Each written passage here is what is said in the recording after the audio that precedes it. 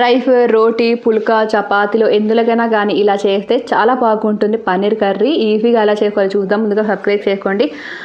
Mixie జార్లో 4 పండు టమోటాలను, కొన్ని పచ్చిమిర్చి వేసుకొని నైస్ గ్రైండ్ చేసి పక్కన పెట్టేసుకోవాలి. కడాయిలో తగినంత ఆయిల్ వేసుకొని జీలకర్ర, బిర్యానీ ఆకు, లవంగం, చెక్క వేసుకోవాలి. ఇలా చిన్న చిన్న ముక్కలు కట్ చేసుకున్న ఆనియన్ వేసుకొని ఇలా గోల్డెన్ కలర్ వచ్చిన తర్వాత ఫ్రెష్గా అల్లం వెల్లుల్లి పేస్ట్ వేసుకొని మరొకసారి బాగా కలుపుకోవాలి.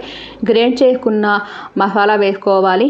ఇక ఇందులో పసుపు, కారం, ధనియా పౌడర్, గరం మసాలా, కస్తూరి మేతి, జీరా పౌడర్ ఇదంతా వేసుకొని పచ్చి వాసన అంతా పోయినా ఇలా కలుపుకోవాలి. ఇందులో తగినన్ని నీళ్లు వేసుకోవాలి. వీటిని పక్కన పెట్టేసుకొని ఈ పన్నీర్లో కొద్దిగా పసుపు, కారం, సాల్ట్ వేసుకొని వేయించుకోవాలి 2 నిమిషాలు. ఇలా వేగిన వీటిని ఈ మసాలాలు వేసి జస్ట్ 2 మినిట్స్ అంతా కలిపేసుకొని కొత్తిమీర చల్లేసుకొని దింపేసుకోవాలి. ఇంకా అంతేనండి, సూపర్ అంటే సూపర్గా ఉంటుంది. తప్పకుండా ట్రై చేయండి. సబ్స్క్రైబ్.